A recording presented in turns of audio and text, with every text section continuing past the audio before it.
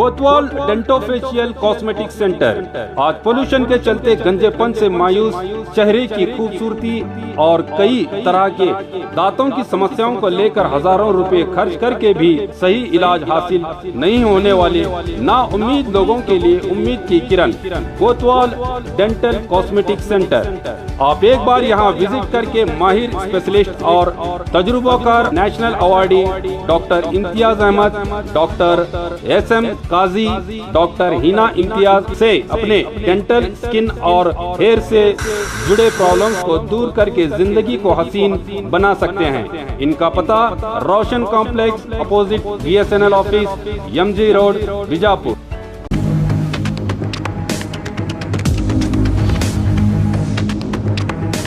स्वागत है आपका बी न्यूज नेशन में। मैं हूं आबिद हुसैन शेख। अकल बांटते समय MLA यत्नाल पीछे थे। एडवोकेट कादरी बीजापुर नगर की अभिवृद्धि को भूलकर सिर्फ नामकरण करने वाले नगर विधायक बसनगौड़ा पाटिल पर सवाल, सलाह और अकल की बात की एडवोकेट आसिफ कादरी ने। पिछले दिनों अंबेडकर स्टेडियम से जिला अधिकारी दफ्तर तक सड़क नामकरण करने पर भड़के कादरी वकील ने अभिवृद्धि के एक काम को तो पूरा करने का सर्टिफिकेट मांगते हुए MLA को कम अकल बताते हुए इनके खिलाफ बात करने वालों पर देश विरोधी धब्बा लगाकर जेल भेजा जाता है। जनता का प्रतिनिधि सिर्फ एक समुदाय का नहीं होता, ऐसे कई टीके प्रहार करते हुए पैचवर्क MLA से नामकरण किया है आज आसिफ कादरी ने। ಇವತ್ತು ಈ ಬಿಜಾಪುರ ಜಿಲ್ಲೆಯ ಮಹಾಜನತೆಗೆ ನಾನು ಈ ಮಾಧ್ಯಮದ ಮುಖಾಂತರ ನಗರದ ವ್ಯವಸ್ಥೆ ಮತ್ತು ನಗರದ ಆಡಳಿತ ಬಗ್ಗೆ ಗಮನ ಸೆಳೀಲಿಕ್ಕೆ ಇವತ್ತು ತಮ್ಮ ಮುಂದೆ ಮಾತನಾಡ್ತಾ ಇದ್ದೀನಿ। ಆ ಮಾತಕ್ಕಿಂತ ಮುಂಚಿತವಾಗಿ ನಾನು ಈ ಬಿಜಾಪುರ ಜಿಲ್ಲೆಯ ಪ್ರತಿಷ್ಠಿತ ಬ್ಯಾಂಕ್ ಸಿದ್ದೇಶ್ವರ ಬ್ಯಾಂಕಿಂದ ಚುನಾವಣೆಯ ಆಯ್ಕೆಯಾದ ಎಲ್ಲ ನಿರ್ದೇಶಕರಿಗೆ ಅಭಿನಂದನೆ ಸಲ್ಲಿಸುತ್ತಾ ಅವರಿಗೆ ಹಾರ್ದಿಕ ಶುಭಾಶಯಗಳನ್ನು ಹೇಳ್ತಾ ಇದ್ದೀನಿ। ಯಾಕಂದರೆ ಅವರು ಮಾಡ್ತಕ್ಕಂಥ ಕೆಲಸ ಕಾರ್ಯಗಳಿಗೆ ಈ ಸಿದ್ದೇಶ್ವರ ಬ್ಯಾಂಕಿಂದ ಸಾಮಾನ್ಯ ಮತದಾರರು ಅವರನ್ನು ಪುನಃ ಆಯ್ಕೆ ಮಾಡಿದ್ದಕ್ಕೆ ನನ್ನಿಂದ ಮತ್ತು ನಮ್ಮ ಇಡೀ ಸಮಾಜ ವತಿಯಿಂದ ಅವರಿಗೆ ಹಾರ್ದಿಕ ಶುಭಾಶಯಗಳನ್ನು ಹೇಳುತ್ತಾ ಈಗ ನೇರ ವಿಷಯಕ್ಕೆ ಬಂದು ನಾನು ಮಾತಾಡ್ತಾ ಇದ್ದೀನಿ। ಇವತ್ತು ಬಿಜಾಪುರ ನಗರದ ಶಾಸಕರಾದ ಸನ್ಮಾನ್ ಶ್ರೀ ಬಸನಗೌಡ ಪಾಟೀಲ ಯತ್ನಾಳ್ಜಿಯವರು ಒಂದು ಪತ್ರಿಕಾಗೋಷ್ಠಿ ಮಾಡಿದರು। ಅದರದ್ದು ಒಂದು ಕ್ಲಿಪ್ ನನ್ನಲ್ಲೇ ಇದೆ, ಅವ್ರೇನು ಹೇಳ್ತಾ ಇದ್ದಾರೆ ಕೇಳಿ।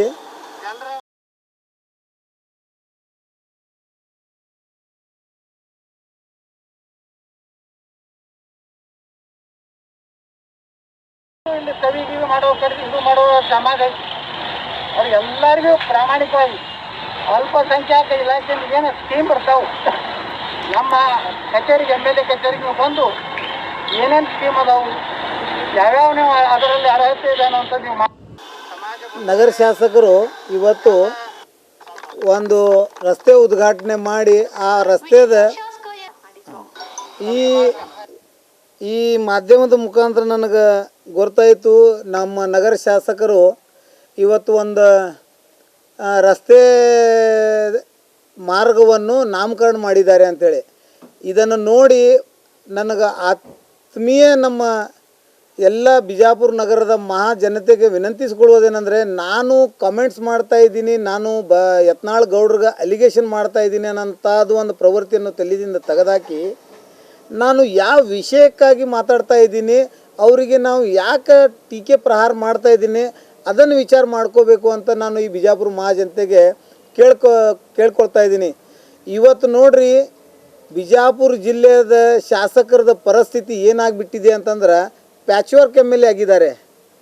ಬಿಜಾಪುರ ನಗರ ಶಾಸಕರಿಗೆ ಹೊಸ ನಾಮಕರಣ ನಾವು ಮಾಡಿದ್ವಿ, ಅವರು ಇಡೀ ನಗರದ ರಸ್ತೆಯ ನಾಮಕರಣ ಮಾಡಲಿಕ್ಕೆ ಹೋಗ್ತಾ ಇದ್ದಾರೆ ಮತ್ತು ಪ್ರತಿಯೊಂದು ರಸ್ತೆಗೆ ಅವರು ನಾಮಕರಣ ಮಾಡ್ತಾ ಇದ್ದಾರೆ।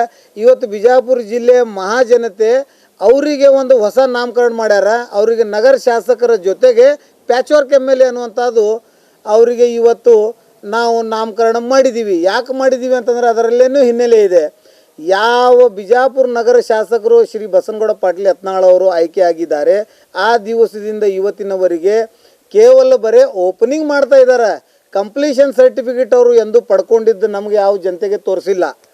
ಈಸ್ ಓನ್ಲಿ ಆರಂಭದ ಶೂರ, ಆರಂಭದ ಶೂರಾಗಿ ಕೆಲಸ ಮಾಡೋದು ಸರಿಯಲ್ಲ। ನಾನು ನೇರ ಹೇಳಲಿಕ್ಕೆ ಬಯಸ್ತಾ ಇದ್ದೀನಿ, ನಗರ ಶಾಸಕರೇ, ನಿಮಗೆ ಅಷ್ಟೇ ಕಾಳಜಿ ಮುತುವಜ್ಜು ನಗರದ ಅಭಿವೃದ್ಧಿ ಬಗ್ಗೆ ಇದ್ದು ಅಂತಂದರೆ ನೀವು ಅಭಿವೃದ್ಧಿ ಆಗಿದ್ದು ಒಂದು ಕಂಪ್ಲೀಷನ್ ಸರ್ಟಿಫಿಕೇಟ್ ಸಾರ್ವಜನಿಕರ ಮುಂದೆ ಇಡಬೇಕಂತ ನನ್ನ ಸವಾಲು. ಮತ್ತು ನಾಮಕರಣ ಮಾಡೋದು ಕೆಲಸ ನಿಮ್ದಲ್ಲ. ರಸ್ತೆ ನಾಮಕರಣ ಮಾಡಿದೆ, ಸಾಲಿನ ನಾಮಕರಣ ಮಾಡಿದೆ ಹೇಳೋದು, ನಾಮಕರಣ ಮಾಡೋದು ಆರಂಭದ ಶೂರು ಆಗಲಿಕ್ಕೆ ಹೋಗಬೇಡ್ರಿ. ನೀವು ಕೆಲಸ ಮಾಡೋ ಶಾಸಕನಾಗಿ, ಮಾದರಿ ಶಾಸಕನಾಗಿ ಕೆಲಸ ಮಾಡಬೇಕಂತ ನಾನು ಹೇಳಲಿಕ್ಕೆ ಬಯಸ್ತಾ ಇದ್ದೀನಿ. ಮತ್ತು ಎರಡನೇದಾಗಿ ತಾವು ಇತ್ತೀಚೆಗೆ ನೋಡಿರ್ಬೋದು, ನಮ್ಮ USA ಇಲೆಕ್ಷನ್ದೊಳಗೆ ಜೋ ಬಿಡನ್ ಆರಿಸಿ ಬಂದ ನಂತರ he was clearly stated to the United States of America that he was democratic leader. He belongs to a leader of a democratic party, but when he elects, he is the president of United States of America. ಅವನದು ಮಾತನ್ನು ಅರ್ಥಿಸ್ಕೊಂಡ್ರೆ ಈ ನಗರ ಶಾಸಕರಿಗೆ ಬುದ್ಧಿ ಇವತ್ತಿನಿಂದಲೇ ಬರ್ತದೆ ಅನ್ನುವಂಥದ್ದು ನನಗೆ ಅನ್ನಿಸ್ತದೆ. ಆದ್ರೆ ನಗರ ಶಾಸಕರಿಗಂತೂ ಬುದ್ಧಿ ಈ ಜನಮಾನದೊಳಗಂತೂ ಬರಲಿಕ್ಕಿಲ್ಲ. ಯಾಕಂತಂದ್ರೆ ಅವರು ದೇವರು ಬುದ್ಧಿ ಕೊಡೋ ಟೈಮ್ನಾಗ ಅವ್ರು ಸ್ವಲ್ಪ ಹಿಂದಕ್ಕೆ ನಿಂತಿದ್ರು. ಹಾಗಾಗಿ ಎಲ್ಲರಿಗೆ ಬುದ್ಧಿ ಬಂದದ, ಅವರಿಗೆ ಒಂದು ರೀತಿ ಬೇರೆನೇ ಬಂದದ. ಅದು ನಾ ಮೀಡಿಯಾ ಮುಂದೆ ಹೇಳಲಿಕ್ಕೆ ಬಯಸೋದಿಲ್ಲ. ಮತ್ತು ಏನಾಗ್ತದೆ, ಮತ್ತು ನಮ್ಗೆ ಏನಾಗ್ಬಿಡ್ತೈತಿ, ಶಾಸಕರಿಗೆ ಏನಾರೇ ಮಾತಾಡಿದ್ರೆ ದೇಶ ವಿರೋಧಿ ಚಟುವಟಿಕೆ ಅಂತ ಪೊಲೀಸರ ಗಮನಕ್ಕೆ ಬರ್ತದೆ. ಈ ಜಿಲ್ಲಾ ಪೊಲೀಸರು ಒಳಗೆ ನಮ್ಮ ಸೂಪ್ರಿಡೆಂಟ್ ಆಫ್ ಪೊಲೀಸ್ ಆದ ಅನುಪಮ್ ಅಗರ್ವಾಲ್ ಸರ್ ಮತ್ತು ಅರ್ಷಿದಿ ರಾಮ್ ಸರ್, DSP, ಈ ಆಫೀಸರ್ಸ್, ಜಿಲ್ಲಾಧಿಕಾರಿ ಘಟ್ಮುಟ್ ಜಿಲ್ಲಾಧಿಕಾರಿ ಜಿಲ್ಲೆಗೆ ಸಿಕ್ಕ್ಯಾರ, ಘಟ್ಮುಟ್ ಪೊಲೀಸ್ ಅಧೀಕ್ಷಕ ಜಿಲ್ಲೆಗೆ ಸಿಕ್ಕ್ಯಾರ. ಅಂಥವ್ರನ್ನ ಸೇವೆ ಪಡ್ಕೊಂಡು ಜಿಲ್ಲೆ ಅಭಿವೃದ್ಧಿ ಮಾಡೋದು ಬಿಟ್ಕೇಸಿ ನಮ್ಮ ಲೋಕಲ್ ಪೊಲೀಸರು ಹಿಡ್ಕೊಂಡು, ನಮ್ಮ ನಗರ ಶಾಸಕರು 4-5 ಪೊಲೀಸರು ಕೈಯಾಗಿ ಹಿಡ್ಕೊಂಡು ಯಾರೇ ಶಾಸಕರ ವಿರುದ್ಧ ಮಾತಾಡಿದ್ರೆ ಅವ್ರ ಮೇಲೆ ದೇಶ ವಿರೋಧಿ ಕೇಸ್ ಹಾಕೋದು, ಅವರಿಗೆ ಜೈಲು ಹಾಕೋದು ಮತ್ತು ಅವ್ರಿಗೆ ಜೀವ ಬೆದರಿಕೆ ಕೊಡೋದು, ಇವೆಲ್ಲ ಪ್ಲ್ಯಾನ್ ಟು ಯಾವತ್ತೂ ಆಪರೇಷನ್ ಕಮಲ್ ಸಜ್ಜಿರ್ತದೆ. ಯಾಕಂದ್ರೆ ಬಸನಗೌಡ ಪಾಟೀಲ್ ಯತ್ನಾಳ್ BJP MLA ಇದ್ದಾರೆ. ಅವರು ಪ್ಲ್ಯಾನ್ 1 ಆಡಳಿತ ಪಕ್ಷನೂ ಕೆಡಿಯೋದು ನೋಡ್ತಾರೆ. ಆಗಲಿಲ್ಲ ಅಂತಂದ್ರೆ ಪ್ಲ್ಯಾನ್ B ಆಪರೇಷನ್ ಕಮಲ್ ಏನಪ್ಪ, ಶಾಸಕರನ್ನು ಸೆಳಿಲಿಕ್ಕೆ ಚಾಲು ಮಾಡ್ತಾರೆ. ಆ ರೀತಿ ಅಧಿಕಾರಿಯನ್ನು ಸೆಳೆಕೊಂಡು ಅವರು ಅಮಾಯಕ ಹುಡುಗರ ಮೇಲೆ ಗುಂಡಾ ಆ್ಯಕ್ಟ್ ಹಾಕೋದು, ಅವ್ರ ಕಾಗದ ಪತ್ರ ತಯಾರಿ ಮಾಡೋದು, ಇದು ಎಲ್ಲ ಲೋಕಲ್ ಪೊಲೀಸ್ ಇಟ್ಕೊಂಡು ತಯಾರಿ ಮಾಡಾಕತ್ತಾರೆ. ಅದರಂತೆ ನಾನು ನಗರ ಶಾಸಕರಿಗೆ ನೇರಿ ಮಾಧ್ಯಮದ ಮುಖಾಂತರ ವಿನಂತಿ ಮಾಡಲಿಕ್ಕೆ ಇಚ್ಛೆ ಉಳ್ಳವದೀನಿ. ನಮ್ಮ ಈ ಅಲ್ಲಾಪುರ ಅಕ್ಷಿದಿಂದ ಬಸ್ ಸ್ಟ್ಯಾಂಡು JM ರೋಡ್ವರೆಗೆ ಅಭಿವೃದ್ಧಿ ಕುಸಿದೋಗಿದೆ ಮತ್ತು ಅದು ತಾವು ಅಭಿವೃದ್ಧಿ ಮಾಡ್ತೀರಂತ ನಮ್ಗೆ ನಂಬಿಕೆ ಇದೆ. ಅದರ ಜೊತೆಗೇ ನಮ್ಮ ಗೋಲ್ಗುಮ್ಮಚ್ ಸರ್ಕಲ್ ಪೊಲೀಸ್ ಇನ್ಸ್ಪೆಕ್ಟರ್ ಆದ ಬಸವರಾಜ್ ಮುಕರ್ತ್ಯಾಳ್ ಅವರು ಒಳ್ಳೆ ನಮ್ಮ ಲಾ ಆ್ಯಂಡ್ ಆರ್ಡರ್ ಸಂಭಾಳಿಸ್ಕೊಂಡು ಬರ್ತಾ ಇದ್ದಾರೆ. ಮತ್ತು ಅದರ ಜೊತೆಗೇ ಅಂಥ ಒಂದು ದಕ್ಷ ಆಫೀಸರ್ ನಮ್ಗೆ ಬೇಕಾಗಿದೆ. ಆದರೆ ಅವ್ರು ಒಂದೇ ಒಂದು ತಪ್ಪು ಏನು ಮಾಡ್ತಾಯಿದ್ದಾರೆ, ಜಿಲ್ಲಾ ಪೊಲೀಸ್ ಅಧೀಕ್ಷಕರಿಗೆ ಮತ್ತು ನಗರ ಶಾಸಕರಿಗೆ ನಾನು ನೇರ ಈ ಪ್ರಶ್ನೆ ಇಡ್ತಾ ಇದ್ದೀನಿ. ನಮ್ಮ ಏರಿಯಾದೊಳಗೆ ಮಟಕ, OC, ಗ್ಯಾಂಬ್ಲಿಂಗ್ ಮತ್ತು ಜೂಜಾಟ ಜೋರಾಗಿ ನಡೆದದ. ಕಾನೂನು ಸುವ್ಯವಸ್ಥೆಗೆ ಅದರಿಂದ ಅಡಚಣೆ ಉಂಟಾಗ್ತಾ ಇದೆ ಮತ್ತು ಸಾರ್ವಜನಿಕರಿಗೆ ಬದುಕಲಿಕ್ಕೆ ಅಲ್ಲಿ ಕಷ್ಟ ಆಗ್ತಾ ಇದೆ. ಅದಕ್ಕಾಗಿ ಬಸವರಾಜ್ ಮುಕರ್ತ್ಯಾಳ್ ಅವರಿಗೆ ನಿರ್ದೇಶನ ಜಾರಿ ಮಾಡಿ, ಯಾಕಂದ್ರೆ ಅವರಿಗೆ ಗೊತ್ತಿದ್ರೂ ಅವ್ರ ಆರೋಪಿಗೆ ಬಂಧಿಸ್ತಾ ಇಲ್ಲ. ಅವರಿಗೆ ನಾವು ಹಲವಾರು ಬಾರಿ CPI ಬಸವರಾಜ್ ಮುಕರ್ತ್ಯಾಳ್ ಅವರಿಗೆ ನಾವು ಹಲವಾರು ಬಾರಿ OC ನಡೀತಾ ಇದೆ, ಗ್ಯಾಮ್ಲಿಂಗ್ ಜೂಜಾಟ ಅಡ್ಡೆ ನಡೀತಾ ಇದ್ದೇವೆ ಅಂತ ಹೇಳಿದ್ರು ಅವರು ಆ ವಿಷಯಕ್ಕೆ ಗಂಭೀರ ಆಗ್ತಾ ಇಲ್ಲ. ಅದಕ್ಕಾಗಿ ಪೊಲೀಸ್ ಅಧೀಕ್ಷಕರು ಅವರಿಗೆ ಗಂಭೀರವಾಗಿ ತಗೊಂಡು ಈ ಕಾನೂನು ಸುವ್ಯವಸ್ಥೆ ನಗರದ ಶಾಂತಿಯುತವಾಗಿ ನಡಿಬೇಕಂದ್ರೆ ಅವರಿಗೆ ಹತೋಟಿಗೆ ತರಬೇಕು. ಮತ್ತು Gol Gumbaz circle inspector, Gol Gumbaz PSI, APMC PSI, Jalnagar PSI, ಈ ಗೋಲ್ಗುಮ್ಮಟ್ ಸರ್ಕಲ್ ಲಿಮಿಟ್ಸ್ನಾಗ ಬರೋರು 3 ಮಂದಿಗೆ ಕಟ್ಟುನಿಟ್ಟುವಾಗಿ ನಿರ್ದೇಶನ ಜಾರಿ ಮಾಡಿ ಅದನ್ನು ನಿಯಂತ್ರಣ ಮಾಡಬೇಕಂತ ನಂದು ವಿನಂತಿ ಇದೆ. ಜೊತೆಗೇ ನಮ್ಮ ನಗರ ಶಾಸಕರು ಈ ಜೂಜಾಟ, ಬಡ್ಡಿ ವ್ಯವಹಾರ ಮತ್ತು ಗ್ಯಾಮ್ಲಿಂಗ್ OC ಬಗ್ಗೆ ಯಾಕೆ ಮಾತಾಡೋದಿಲ್ಲ ಅಂತ ನನ್ನ ಪ್ರಶ್ನೆ. ಯಾಕಂದರೆ ಶಾಸಕರು ಇದರಲ್ಲಿ ಏನಾರೇ ಅವರಿಗೆ ಅವಕಾಶ ಕೊಟ್ಟಾರೇನೋ ಅಂತ ಒಂದು ಸಂಶಯ ಬರ್ತಾ ಇದೆ. ಮತ್ತು ಕಾನೂನು ಸುವ್ಯವಸ್ಥೆಗೆ ಧಕ್ಕೆ ಬರಬೇಕು ಅಂತಂದ್ರೆ ನಗರ ಶಾಸಕರು ಪ್ರಜ್ಞಾಹೀನ ಇದ್ದರೆ ಕಾನೂನು ಸುವ್ಯವಸ್ಥೆಗೆ ಅಡಚಣೆ ಆಗ್ತದೆ. ಪ್ರಜ್ಞಾವಂತ ಶಾಸಕ ಇದ್ದರೆ ಕಾನೂನು ಸುವ್ಯವಸ್ಥೆಗೆ ಧಕ್ಕೆ ಬರುವುದಿಲ್ಲ ಅಂತ ನನಗನ್ನಿಸ್ತದೆ. ಮತ್ತು ಅದರ ಜೊತೆಗೇ ಇತ್ತೀಚೆಗೆ ನಡ್ತಕ್ಕಂಥ ಇವೆಲ್ಲ ಕಾನೂನು ಸುವ್ಯವಸ್ಥೆಗೆ ಸವಾಲು ಇದ್ದಿದ್ದನ್ನು ಎದುರಿಸ್ತಾ ಇದ್ದಾರೆ. ನಮ್ಮ ಪೊಲೀಸ್ ಅಧೀಕ್ಷಕರು ಕಟ್ಟುನಿಟ್ಟುವಾಗಿ ಒಳ್ಳೆ ಕೆಲಸವನ್ನು ಮಾಡ್ತಾ ಇದ್ದಾರೆ ಮತ್ತು ಅವ್ರ ಜೊತೆಗಿದ್ದ ಟೀಮ್ ಎಲ್ಲ ಒಳ್ಳೆ ಕೆಲಸ ಮಾಡ್ತಾ ಇದೆ. ನಾವು ನಗರ ಶಾಸಕರಿಗೆ ನಾನು ಹೇಳಲಿಕ್ಕೆ ಬಯಸೋದೇನಂತಂದರೆ, ಇವರು ನಾನು ನಗರ ಶಾಸಕರು ತಮ್ಮದೇ ಆದ ಒಂದು ಪತ್ರಿಕಾಗೋಷ್ಠಿ ಒಳಗೆ ಒಂದು ಮಾತು ಹೇಳಿದರು, ತಾಯಿ ಅತ್ತಿಲ್ಲ ಅಂತಂದರೆ ಕೂಸಿಗೆ ಹಾಲು ಕುಡಿಸೋದಿಲ್ಲ. ಹಾಗೆ ಅದೇ ರೀತಿ ನಾನು ಯಡಿಯೂರಪ್ಪ ತರಾಟಕ್ಕೆ ತಗೊಂಡು ನಾನು ದುಡ್ಡು ತಂದೀನಿ ಅಂತೇಳಿ ಶಾಸಕರಿಗೆ ನಾಚಿಕೆ ಮಾನ ಮರ್ಯಾದೆ ಎಲ್ಲ ಬಿಟ್ಟು ಮಾತಾಡ್ತಾರೆ ಶಾಸಕರು. ನಮ್ಮ ನಗರ ಶಾಸಕರು ಅವರಿಗೆ ಬುದ್ಧಿ ಯಾವಾಗ ಬರ್ತದೆ ಗೊತ್ತಿಲ್ಲ. 50 ಕೋಟಿ ರೂಪಾಯಿ ತಂದಾರ.